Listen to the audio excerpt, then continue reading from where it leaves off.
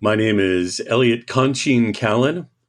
I am a shakuhachi player, teacher, and I'm in Santa Rosa, California, Northern California, about an hour's drive north of San Francisco. And I'm involved in the world of shakuhachi internationally. Okay, would you tell me where you think, if you tell somebody, I play the shakuhachi, and somebody says, what's that?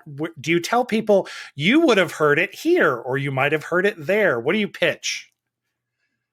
So the shakuhachi is all over the place musically, in places you might not even suspect.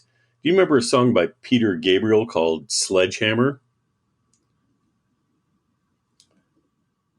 If you do, Yes. there was a solo in it, and that was a shakuhachi. It was a sample of a shakuhachi, but it was a shakuhachi. The other place that you look for shakuhachi a lot is anime scores. So if you're a fan of anime, uh, yeah, you've heard shakuhachi a lot, and you'll hear it a lot more. Shakuhachi is one of the main three traditional instruments in Japanese traditional music. The shakuhachi is an end-blown bamboo flute, uh, four holes in front, one hole in back. Um, the other instruments are koto, which is a 13 or 17 or more stringed instrument, and the shamisen, which is a three-stringed instrument. Sounds a lot like a banjo to Western folks. Those three instruments are pretty much the central traditional instruments of Japanese classical music, and they get used for a lot of other things too. So you've probably heard shakuhachi, but not been aware that that was a shakuhachi that you heard. It can sound very much like a Western flute, a Western silver flute, when it's played a certain way. But most of the charm of it comes from it sounding like a piece of bamboo, and breathy, and it has its own sounds, its own tones compared to Western flutes. Um, yeah. Can I ask? I read your bio, your short bio on your website. You're working on the piano. I think many people who work on the piano might not, in fact, transition to an instrument that uses the breath. Can you tell me what the appeal was for you, and whether maybe you were already working with instruments that use the breath? Well, yeah, I kind of had no choice. So I had played the only wind instrument that I'd really played before was like didgeridoo. You know, I learned how to circular breathe and do didge, and it was fun, but it wasn't like something I would stick with for the rest of my life. However, about 20, oh boy, it's about 22, 23 years ago, I was involved in a car accident. And I was driving down the freeway and hit a big deer full on. It jumped in front of me. I couldn't avoid it, and wound up with some spinal injuries.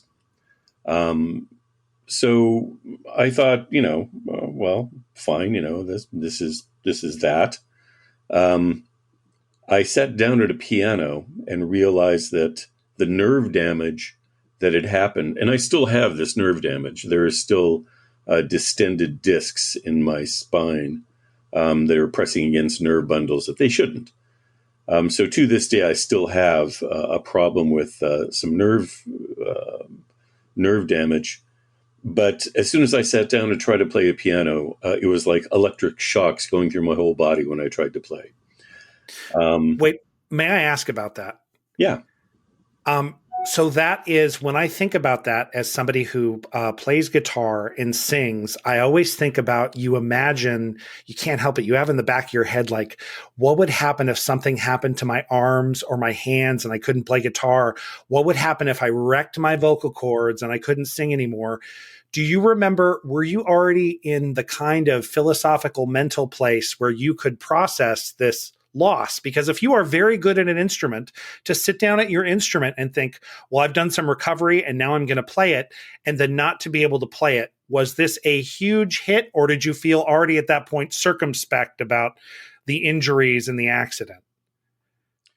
It was a pretty big hit. I have to say that. I have since regained enough function to be able to play keyboards again, but still, acoustic piano is difficult because obviously it demands, more physicality than electric keyboards, for instance, or B3 organ, which I still occasionally do in the studio for friends. But mainly at the time, actually, I was bedridden for about a month and a half after the accident, trying to recover. And during that time is when I sort of rediscovered this bamboo flute. A friend of mine, years before the accident, actually sent me a shakuhachi, or at least what he called a shakuhachi. He had made it himself. Oh, And he made it at the direction of somebody, and my friend couldn't play it. He couldn't get a sound out of it. So he sent it to me, that devil, and sent me some of the sheet music notation in Japanese katakana. And I learned that, but the flute baffled me. I'd get to a certain point, and being a musician, you can understand when I say I was able to get some sounds in the lowest octave. Trying to get into the second octave was insanely difficult, and the pitch was wonky. By the time I okay. tried to get into the third octave, there was no third octave present at all. So I thought it was just me, and I thought I was doing something wrong. Well, while I was recovering from the car accident, I picked up that flute again because it was literally the only thing I could play at the moment, Okay.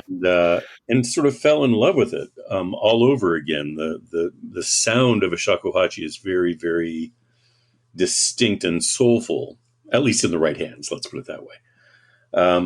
But I started getting more and more into it, and when I was recovered enough to start getting out, my wife and I went to visit this guy who coincidentally lives not far from me, and who at this point has been a shakuhachi maker for more than 50 years.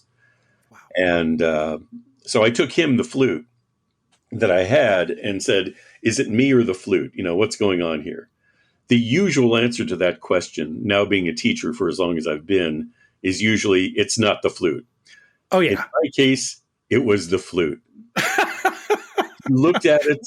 This guy looked at the flute, and he saw a marking on the flute, and he looked at me and he goes, "Did a guy named Mike make this flute?"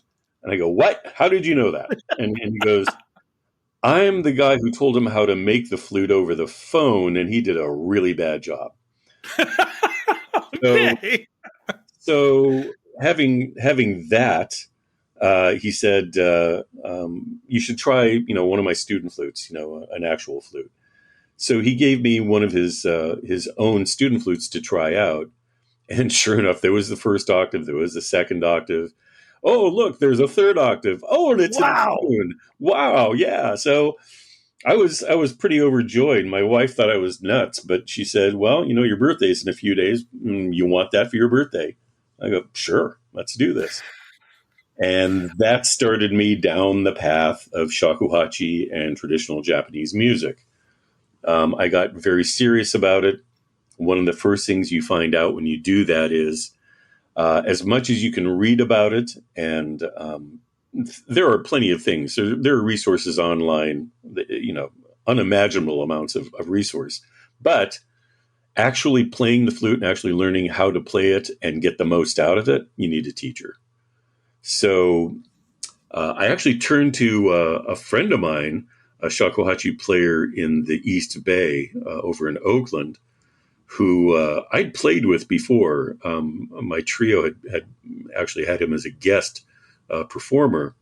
So I approached him, and so I took lessons from him for a while. Then he recommended I go to somebody else because I was kind of getting into an area playing wise that he wasn't really comfortable with. So I wound up finding a teacher in Boulder, Colorado. And as inconvenient as that sounds, it actually worked out. I spent several years going back and forth to Boulder from California. I'd spend a week there with my teachers studying the classical repertoire, and progressed fairly fast through it. Being a musician, I have one advantage over most beginners, and that's I know how to practice. I know how to organize my practice in such a way that it's beneficial. Okay, I was curious about that because when you mentioned, a lot of instruments we're more familiar with. Hey, you can just go online, you can practice it. It's true you won't be great, but you can pretty much get everything done. There's a million piano courses online. What for you is the difference where, hey, you could sit and do this on your own. You could hear you're on the right pitch. Where does the working with the teacher with this instrument really carry it forward? Is it the physical things happening with the body? Is it them hearing certain? How does it help? Everything you just mentioned falls into place here because obviously you're working with your breath, so you have to have a fairly good control of your breath and the way you produce breath. So one of the first things you learn, of course, is that the power of your breath does not come from your lungs; it comes from your diaphragm. And if you're a singer, you know that too. Yeah.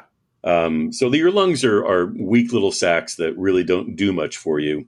When you take a deep breath for singing and any other wind instrument, you're really looking towards your diaphragm to present the power of that and control. So that's one of the first things you learn. But again, you don't necessarily need a teacher for that. What you do need a teacher for are all of the subtle things about tone production that come into place. This obviously when you play an instrument like a guitar or especially a piano, when you hit a note on a piano, you can reliably know every time that note is going to play unless the strings broke. Yes. So it's always there. It's always present for you. So you sit at a piano, you can play a note, and even if your touch isn't great yet, at least you're getting the note every time. Then it's a matter of physically organizing.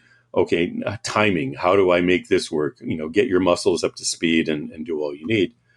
That's just practice. That's a very mechanical thing. It's also a mechanical thing with your breath and shakuhachi, but not having somebody to show you all the variations that are possible with your embouchure.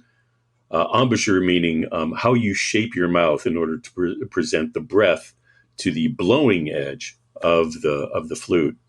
Your embouchure is hugely variable, and a teacher physically in front of you, like sometimes taking the flute and moving it around in relation to your mouth, Yes.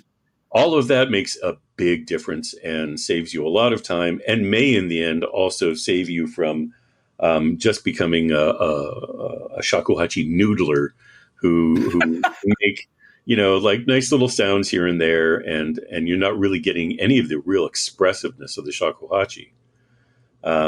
So that's the difference. And being a musician, I wanted to get all I could out of it, so a teacher was a fairly obvious thing to get.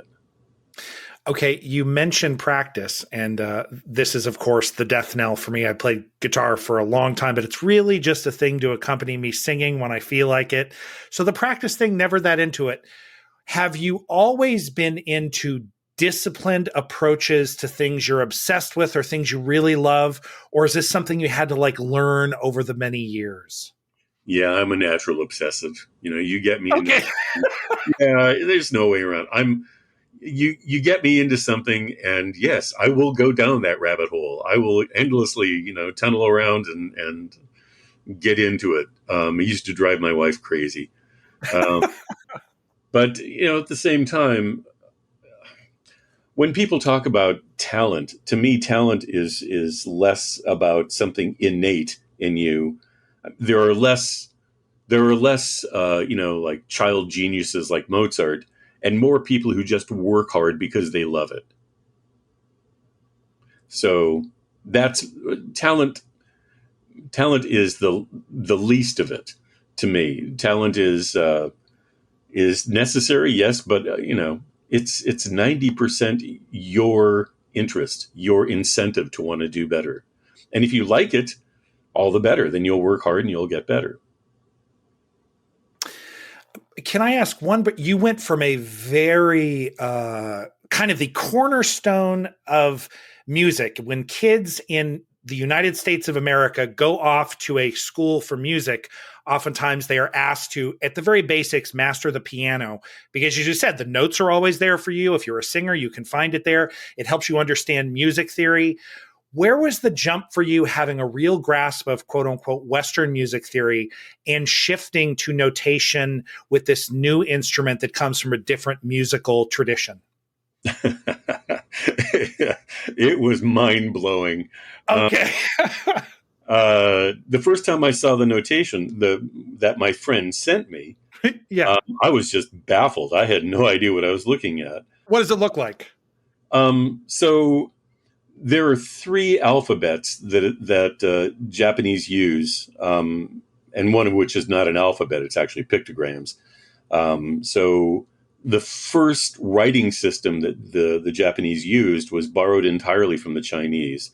Those are the kanji. So they're complex designs.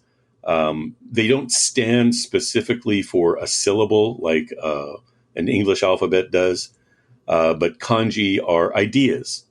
So you can look at a kanji and there's a basic idea behind it that tells you, oh, this is the kanji for water. This is the kanji for this or that. But over time, the Japanese realized that they needed to extend this a little bit. So they actually, in the imperial court, they started writing poetry not in Chinese, but using something called hiragana. Hiragana, they look squiggly. There's some very flowing style, and they're originally used by women for writing poetry. So hiragana is a syllable-based alphabet, much like the English alphabet. So you see a character, and it stands for a specific syllable. Well, somewhere along the way, they decided that hiragana and kanji were not enough. So they wanted to have yet another system for describing foreign words or borrowed words. So when for instance, my name in English, Elliot, there are no L's, obviously, in Japanese. So they look for the closest thing, and they use katakana for English names. They also use them for things like hamburger or computer, things like that. Those will be written in katakana. It's a more blocky style of hiragana and distinctive enough so that when you're reading it, it's instantly recognizable as being katakana. So here's the story about how shakuhachi. Actually, let's back up a bit. Okay. Let's back up. So the shakuhachi, I mentioned it's an end-blown bamboo flute. It isn't, or it wasn't originally native to Japan. It, like many things culturally in Japan, came from China first. And a lot of other things came from Korea and India. And they get filtered through Japanese sensibilities, cultural sensibilities, and morphed into something that winds up being very specifically Japanese. In this case, in the year 752, there was a major Buddhist temple in what was then the capital of Japan, Nara, called Todaiji. And Todaiji was about to unveil the largest cast bronze Buddha in the world. Aside from being, Todaiji was at that time also the world's largest wooden structure. So a very important temple. When they unveil a Buddha for the first time and they dedicate it, there's a ceremony in Buddhism where they call it opening the eye of Buddha. So this is a big deal, and they invite a lot of people. In this case, they also invited a bunch of Chinese diplomats and important people from all over the Asian world because it was that big a deal. So the Chinese came, and they brought some of their instruments as gifts, among them being an instrument that the Japanese wound up calling shakuhachi, even though it's very different than modern shakuhachi. The instrument that came from China had a total of 6 holes rather than 5. Completely different scale, a much narrower instrument, a shorter instrument. So the scale was completely different musically. However, it had a similar blowing edge to what the modern shakuhachi has, which is basically just an angle cut into the bamboo that you blow into. If you've ever blown across the top of a pop bottle, it's a similar kind of thing where you And have is it the angles away from so the angles away from your mouth? yes. So Upwards, I don't know how to describe it. yeah. So well, if we had the video on, I could show you, but We'll have to go watch it later. Yeah. yeah. So yeah, the angle is on the top part of what you're blowing into. Otherwise, it's the open hole of the bamboo itself that you're blowing in. So you're trying to aim your breath at the sharper blowing edge, and that gives you a certain amount of control over pitch that even Western flutes don't really have. Wow. Actually, let me give you a sonic example of what I'm talking about. So here's a note. I'm going to play a note, and then I'm going to show you what happens when I just simply lower and raise my chin. In other words, I'm slightly changing the blowing angle against the blowing edge, which is called an utaguchi. So here's a regular note. Now listen to what happens when I change the angle of my chin.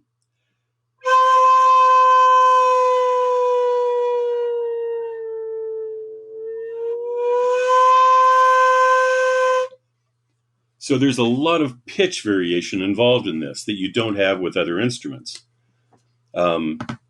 which also means it's expressive like the human voice is. Anyway, so that blowing edge is what differentiates it from a lot of other bamboo flutes or flutes in general. And originally, the flutes that the Chinese brought over for this ceremony wound up being used in a music called gagaku, which is the imperial court music, very stately. If you heard it, you'd recognize it immediately. There's these high reedy instruments.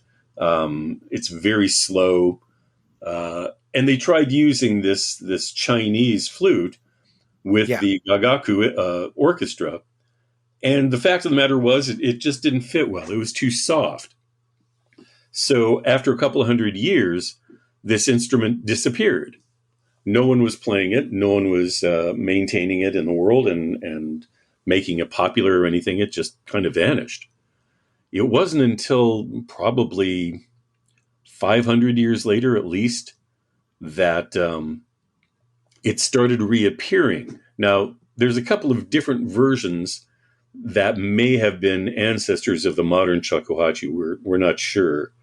But eventually it morphed into this very distinctive 7-node bamboo root end. Nothing else quite looks like it. And wait, disappeared. I did want to ask before, and I know we're leading to my original question, which was, how does it differ? I because you did that wonderful example. I'm curious. Does that mean, given the fact that where your mouth is and where the flute is, up or down, can make a huge difference on pitch? Does that mean it is a very dynamic? There's some instruments you can play as a mannequin. I mean, you could stand there and play everything just moving your hands. Right. But it sounds like this instrument has to move around to play properly. Actually, the instrument doesn't move around, but you do. You use your embouchure and your position of your head. In fact, what we call vibrato, in Western music, Western vibrato is played very differently, but on shakuhachi, traditional vibrato is actually created by shaking your head from side to side or up and down, depending upon who you learn from. But the old Japanese saying goes, it takes 5 years just to learn how to shake your head properly to play shakuhachi. And have you found it is, in fact, very difficult to get the proper vibrato? It took me a while, but not 5 years. But Okay. it sounds like this. So here's again. I'll play you a straight note, and then I'll play the vibrato. So here's that Okay. straight note again. Now here's the same note with some vibrato.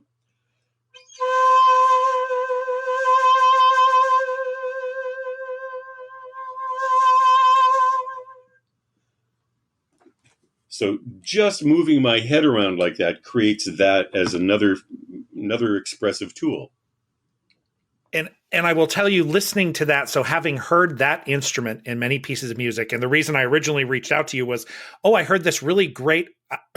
It was in top 1,000 albums or something, but there was an album of a gentleman who's playing this instrument, and the ability to sort of shrink down and then expand the mountains and valleys on, like, I just imagine like this wave of sound, and it gets really low and then expands again. It was very much like the power of an amazing singer who Yes. can go kind of anywhere with the emotion of the song.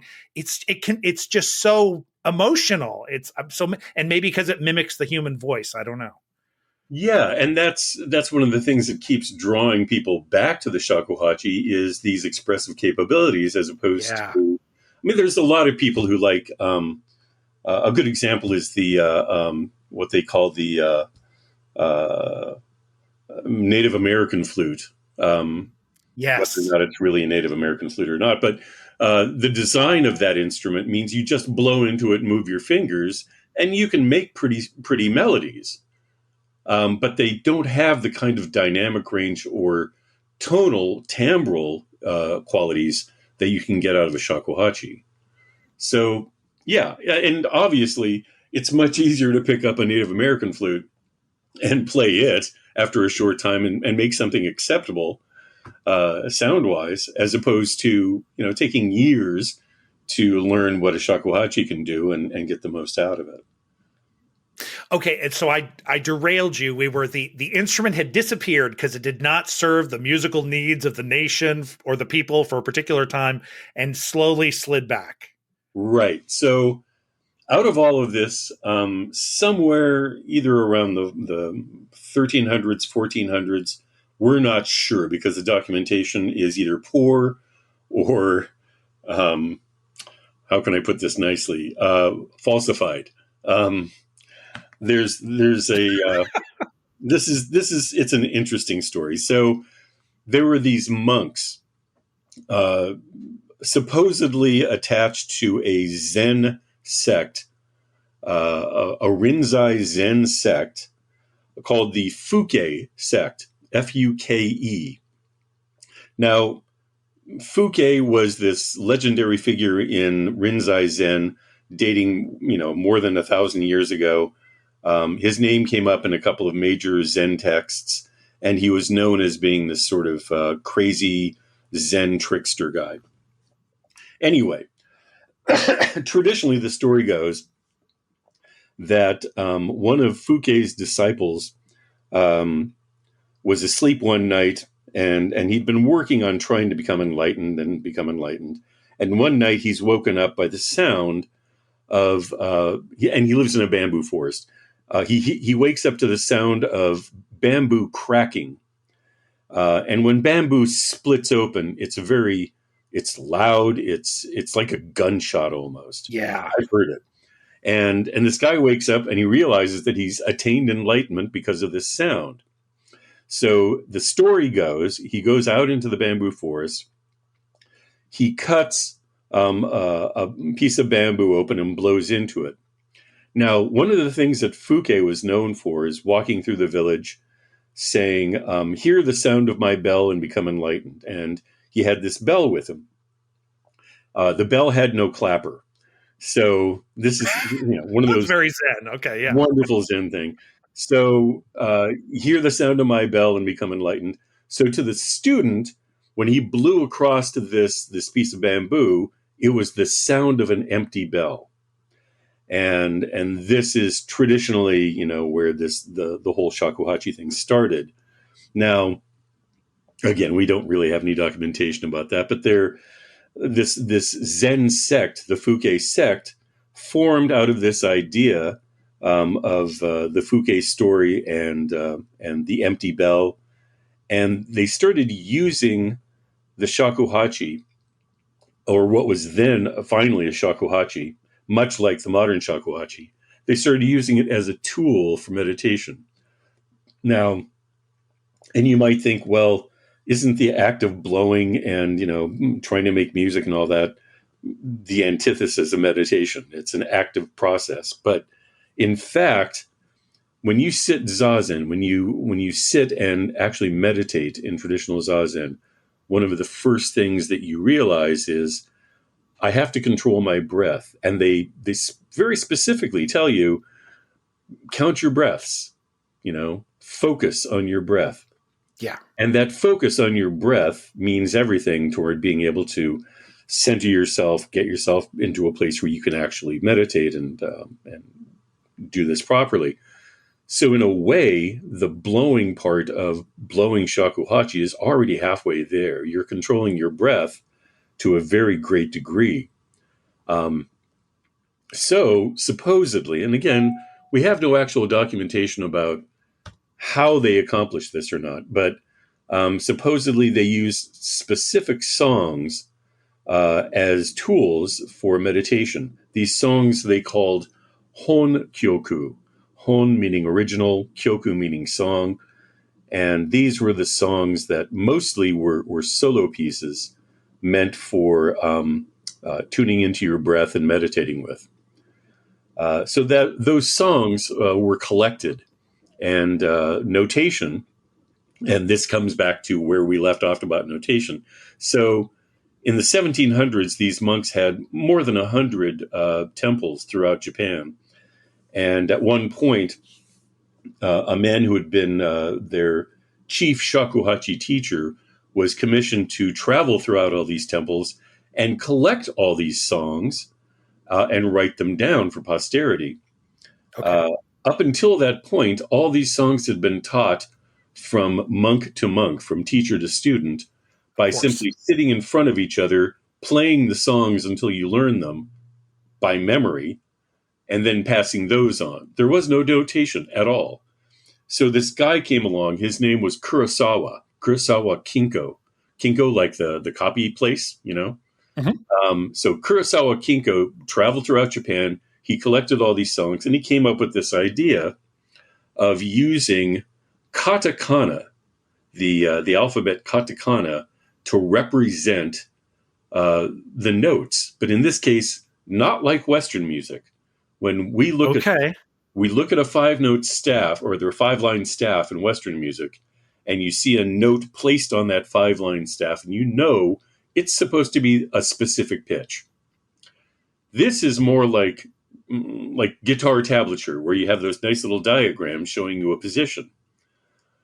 So each katakana means a different position for your fingers on the flute, which can, yes, produce, a specific note, but there are different length shakuhachis.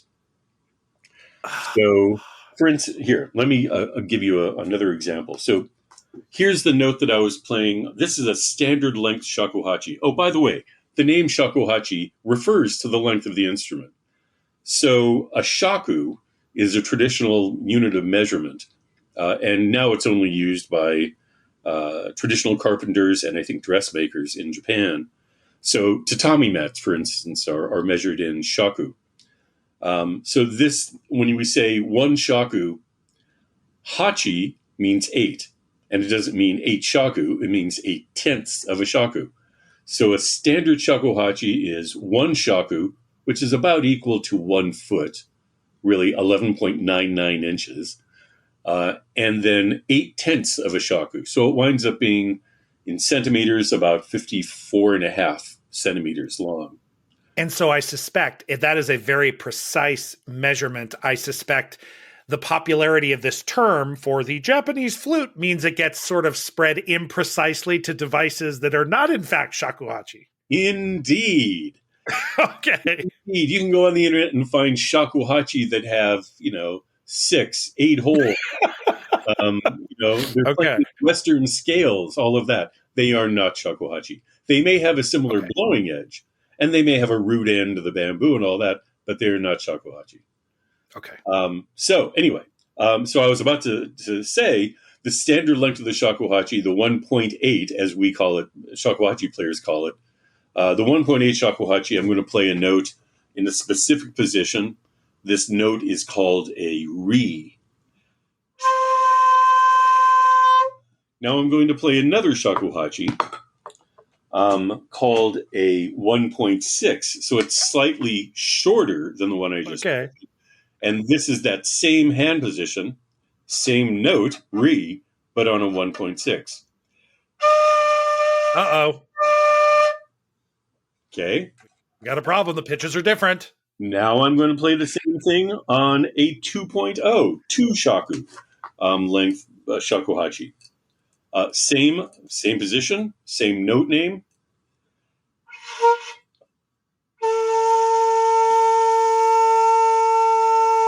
So you're hearing a whole step difference up and down from what I started with. Yeah. So the first note I played, if you're choosing Western frequency pitch, was basically a C. On the other flute, that became a D.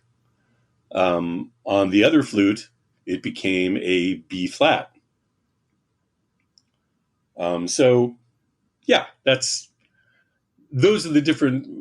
When you look at the notation, you can play the same thing on different flutes and wind up in different keys. That's one of the reasons that some shakuhachi player have a lot of shakuhachi of different lengths. Okay. Unlike guitar players who don't have much of an excuse, shakuhachi players, can actually make use of all these different pitches. I'm joking. What about the fact also that depending on the facial position, depending on the chin, they can adjust the pitch that way? It makes it, I feel like Western is very mathematical. This is the note. Any instrument, there's the note on the staff. Any instrument that plays that note, that is the note. It rings scientifically and mathematically in a certain wave. That's the note. How do these players get around the fluidity of that notation? So most modern shakuhachi are tuned to A440, so that if you want to play with piano or guitar, you can with a little adjustment. But even still, having said that, because shakuhachis are a natural instrument, and originally in Japanese, the original instruments were tuned slightly differently than equal temperament. Equal temperament is a distinctly Western thing, where the distance between each note is as equal as you can make it. I mean, it's fudging basically, and you can blame pianos for that. 400 years ago when they started doing equal temperament, it basically threw the musical world into a tizzy. Because it changed the nature of how music sounds when you play chords, especially. Different chords used to have, as you change keys, they used to have different qualities tonally. And the whole idea of equal temperament is to homogenize that so that you can play in any key and the quality of a major chord, for instance, sounds the same. In order to do that, though, again, you're fudging the natural scale of things. You're slightly moving pitches to fudge that difference. When Pythagoras first came up and mathematically with the 12 note scale, and it's very easy to do mathematically to figure out the ratios of all this. One of the features that he noticed was as you go up the harmonic scale, it gets more and more out of tune with what it's left behind. And that's reflected in a lot of acoustic instruments. The piano tries to get away from that, but as a result, when people play with piano, which is de facto one of the standard instruments now, they have to tune to what the piano does. So when you listen to an orchestra play with a concert pianist, the violinists, for instance, are just slightly adapting to equal temperament in order to make that happen. And they may do so naturally because, most of the time they're playing with other equal temperament situations. But yeah, it's that slight fudging thing that the shakuhachi is capable of. A lot of that. It can easily play with variations in that. Okay, I know it. As you said, it is possible they have shakuhachi that are tuned to the tuned to the A440 that are set up to play with other things. Does that mean for true freedom, the person playing this instrument, any one of these shakuhachi at any size, the solo aspect of playing by itself, that gives the person playing that one instrument total freedom to do anything they want with the music? I myself feel this sometimes where I'm playing guitar to myself singing and it works perfectly. If you have to gel into a band, there's always a shaving off of edges and there's we have to be rigid and force ourselves into some pattern here. Whereas the one person playing this instrument that can pitch based on where your face is, you can do whatever you want with it if you're by yourself, and then you kind of have to force yourself into a box to play with others.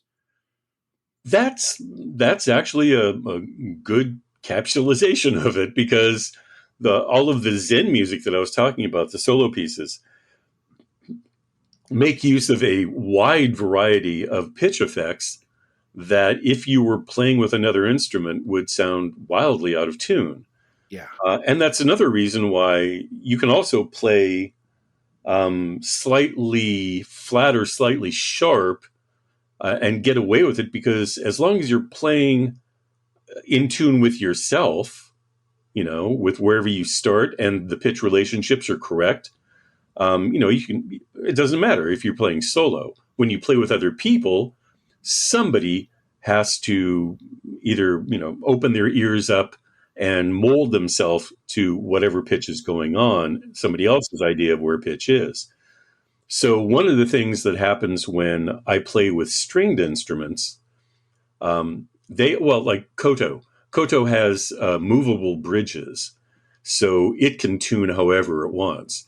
So Typically the koto will tune to me.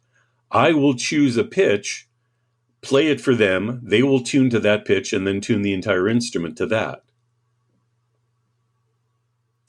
Now, having said that, it gets interesting when you start playing.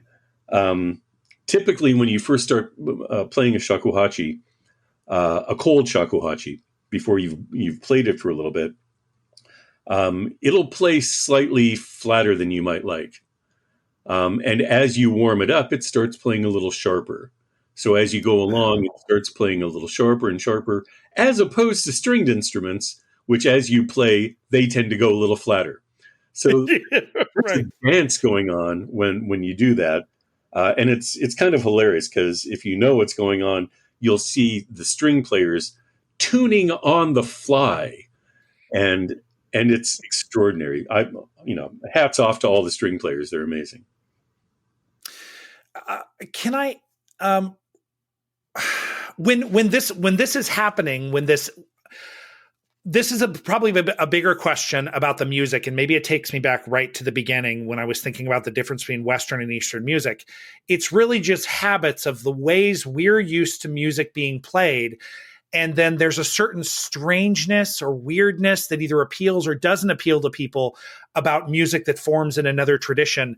I think one of the things that people call out when they listen to music, some music that comes from China or Japan or India sometimes, not just the strangeness of the scales, but there's like a dissonance they detect. Is there, in your experience working, obviously Western music has its own dissonance with experimental people and stuff, but there seems to be, again, a willingness to be more fluid with the notes and where they move, and that, quote unquote, these notes don't sound quite right together. But in this tradition, that's perfectly fine. Does it seem like there's more dissonance in the way things are played in other traditions than the Western world? So this comes back again to what I was talking about, the tradition as far as equal temperament versus the natural scales involved. When I'm playing with string players, typically I'm going to play certain notes a little flatter than I normally would. So what we might call an E flat in Western music, I might play a little below that with some stringed instruments because sometimes they will play that a little flatter. Now, it's perfectly acceptable for me to play an E flat, even with the small amount of dissonance that occurs there. Um, it's acceptable. That's part and parcel of what's going on. But in the moment, what's more important is emotionally. What's being conveyed here more than how Yeah. exacting the pitches are totally on each other.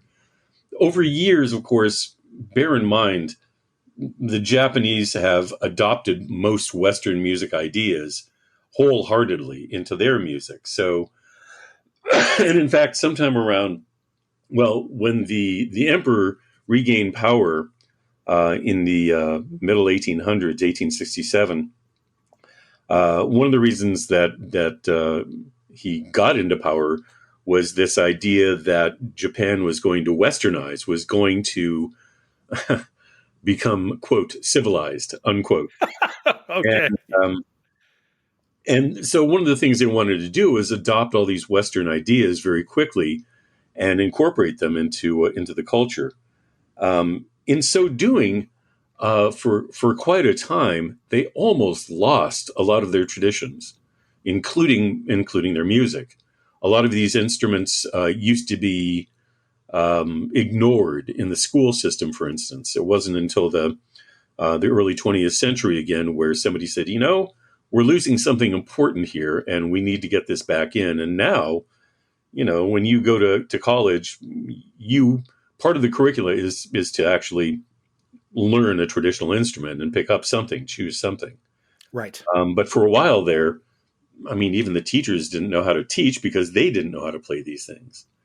So, they incorporated all the Western ideas into it instead of growing up in a house where it was expected that the daughter would learn how to play koto or shamisen and sing. It became much like here in the United States, where when I grew up, Piano and violin. piano and violin, exactly. That was the standard, and then later guitar, obviously. But yeah, and now, yes, now the Japanese kids growing up, they want to play guitar. They want to play guitar. I get it. So now you have some shamisen players who are playing rock shamisen, basically. If you wiki Yoshida Brothers, Okay. you'll find these guys who are rock stars playing on shamisen, and they appeal to rock audiences for very obvious reasons. It's incredible. They are really wonderful and real virtuosos. Um, yeah. You, you have I feel in your wide ranging history of the instrument you talked about, even very briefly, that understanding and an appreciation for how veering away from tradition, veering toward tradition, for your own tastes and preferences, do you really prefer whatever constitutes quote unquote traditional use of the instrument versus, as you just said, rock versions? Some people have real strong opinions about this. And my favorite musician friend is super loose about music and doesn't get all wound up about music needs to do this and music needs to do that. Does your heart really strongly in modernizing and using it in modern ways, or do you really love the traditional? Do you have a strong preference?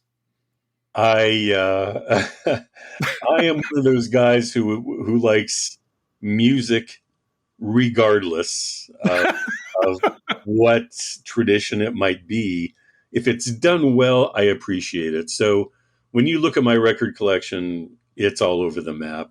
I grew up obviously listening to classical music, but by the time I was 11, I was listening to European electronic music and a variety of other things. And then, of course, I saw the Beatles on Ed Sullivan and realized that they might be having more fun than I'm having. So I picked up guitar. I started playing guitar in rock bands and doing all that, and then turned to playing keyboards in rock bands and blah blah blah.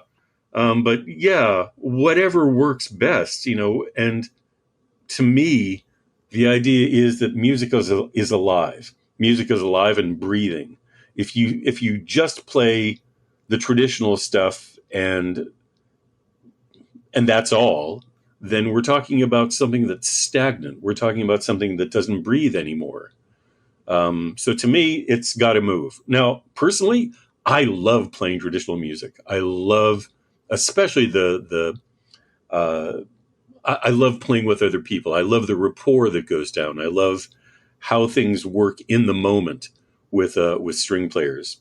So I do that regularly. In fact, I'm my koto player and I are going to do a gig up in Laramie, Wyoming, at the end of this month for the university up there, and I adore this music. It's so much fun. On the other hand, I really like the solo Zen music too, because as you were talking about, it allows me to open up and do something more freeing, I guess, in a lot of ways. Even though I'm not improvising, there's some interpretation going on, but it's still very much written out. But in the moment, still, it can change drastically from performance to performance. And by the same token, next month, um, uh, another old drummer friend of mine called me up, and I'm going to be doing a complete improv night with him on percussion and a harp player in Pasadena. And It's 1 week before I'm going to be in California. You're killing me. I'm going to be in LA County the next week, so I'm going to miss it by like 1 week. oh darn, uh, but it's going to be fun. We're not going to rehearse. We have no idea what's going to happen on stage, and Okay. we'll just see how it works. It may not. It may just come crashing down around us. But, we've got to at least see where it goes. So yeah, I'm open to anything. I enjoy, and there's a lot of modern compositions for shakuhachi. Composers have been incorporating traditional Japanese instruments into modern sensibilities for quite a while now, and that includes a lot of alternate uh, playing effects that are available on shakuhachi. There are things you can do with breath and fingering that are less musical than they are like gestures. So, there's a lot of that you can play with. Does that mean, when you say that, do you mean in some way percussive on the instrument, the way you get like some guitar players who are really banging on their instrument and it becomes a part of the music? What are the things that they're doing that maybe weren't part of the traditional? If I normally traditionally wrote, if I played what was notated here, maybe I wouldn't do these extra things that people, as they explore the instrument, are finding. Well, that's the thing. If you know how to play the instrument or have at least been exposed to its possibilities, then you can incorporate them as a composer. Okay. If you don't, and I played with an orchestra once many years ago for this play that they were doing, kind of like a Madame Butterfly type thing, but they wanted some traditional instruments, but the guy who was doing the score had never worked with traditional instruments, Japanese instruments, before. So he didn't understand the scales or what was capable. And he wound up writing a very Western idea of Yeah. what he thought was Japanese traditional music. And it was a lot less interesting because of that. I eventually wound up hooking him up with a book on composing specifically for Japanese instruments that a friend of mine helped edit, and it helped. But still, most composers, unless they're very familiar with the instruments, don't know. Well, I'll give you a couple of examples Yeah. again. So here's one that involves nothing but how I'm breathing. Okay, this is strictly how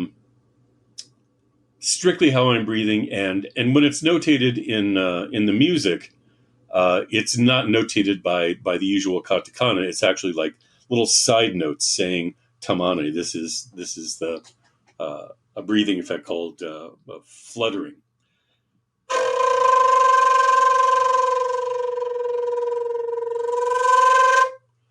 So that's one way of doing that. Another alternate technique called koro koro, on the other hand, is a quick alternate fingering going between a couple of notes where the transitions are kind of blurry, but you can hear a lot of movement. Um, and again, uh, something you won't hear in Western music at all, but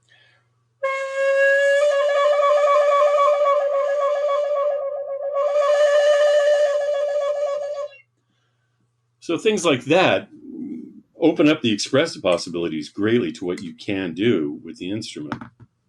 Okay, that second one in particular, the first one was fascinating. That second one, it almost sounds, we've heard sound like that maybe on a flute, but it's almost like two things are happening in there. Yeah. Maybe I'm hearing the fingers and the breath. It's almost like these two things are counterbalanced against each other. If I slowed it down, you'll hear what's really going on, which is I'm not releasing one finger from a hole until the other one opens. So it sounds like this. Oh. Very slow.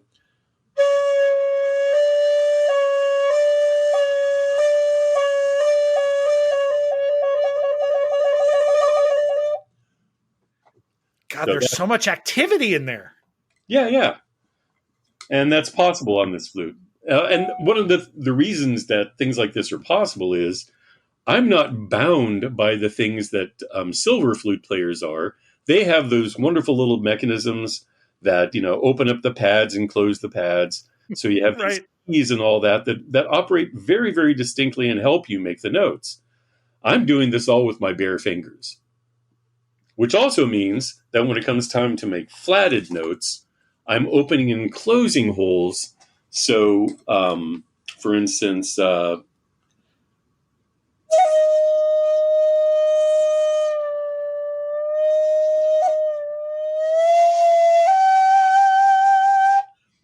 opening and closing holes, covering them in different ways, again, I can play with pitch in ways that other instruments can't.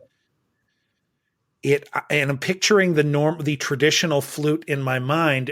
It almost seems like it's so beautifully opening and closing the hole, but now it just feels like this brute force. It's clicked on or clicked off. Okay, the last thing I wanted to ask you, especially, I think people have heard this instrument and they've heard so much about this instrument now. If you send people, number one, according to your website, you still don't have you recorded a CD? Are you going to record a CD? I've been recording a CD for the past 5 years. Okay. COVID really derailed things greatly. Let's put it that way. COVID, when you think of the shakuhachi as a COVID bazooka. So it's difficult to do this in a studio with other people and stay safe. So we put a lot of it on hold for a while, and then I got back into it.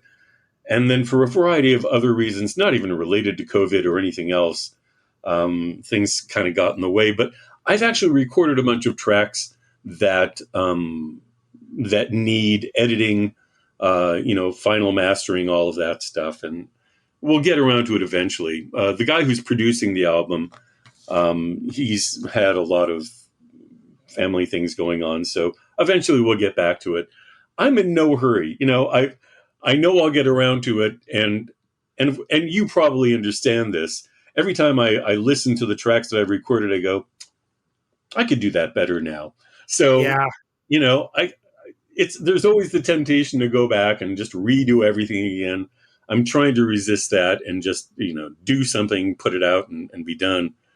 But it's not like I'm going to be selling thousands of them and have a hit record on my hands or any of that. I'm not even looking for that anymore. I went through rock bands with that years ago. I don't need that now. Would you feel satisfied? Do you far much prefer the practicing and the playing yourself and the playing with other people live? Have you always much preferred that to the idea that we're going to package up some recorded music and we're going to put it out there for people to listen to again and again? Yeah, for me, one of the things about recording something is it kind of freezes things. It kinds of, the energy doesn't go anywhere. Yeah, it's lovely. People get to listen to it over and over and appreciate all the things that are going on in it. But at the same time, as you know, when you're playing in front of a live audience or for anybody else, there's a reciprocal energy that happens. And that reciprocal feeds back into what you're doing unconsciously or consciously and creates a different thing than otherwise would happen. So there's a synergy that occurs between an audience live and the performer that I don't think exists in recording. Okay, so if somebody... Yeah. If somebody's going to have a hard time finding a live performance, they may or may not of a shakuhachi. Do you have recommendations about you should go listen to this musician or you should go listen to this album? Where should people go to listen to some music? Send them anywhere you want. So there are a variety of people who, the shakuhachi community is actually pretty small. We all know each other pretty well. Some of my favorite players who are still alive include, there's a guy named Riley Lee, a very dear friend of mine. He's got tons of recordings out there, all the way from stuff that, honestly, you've probably heard them. If you ever had a massage in a spa, that was probably Riley Lee playing on the boombox or whatever that they had. But he's also done some really marvelous recordings of not new agey stuff and traditional music as well. Another person that you can look up to, one of my favorite players who unfortunately passed away several years ago, a Japanese man named Yamaguchi. His first name, Goro, Goro, last name Yamaguchi. Absolutely. That's the album that brought me to you, was an album by him. Did it happen to be it's the one that references the empty bell. It's yes. Yeah.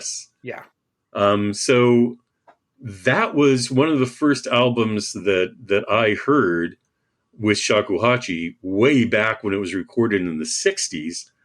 And I listened to that and I thought, dang, that's really cool stuff. I'll never play that. And it is. It's shockingly good. It's shocking. Yeah, it's wonderful. It is beautiful stuff. It has depth that you just can't even imagine until you hear. And then another album came out about 4 or 5 years later on the same label, None Such. The album by a man named Miyata, Miyata, first name Kohachiro Miyata, an album simply called The Shakuhachi.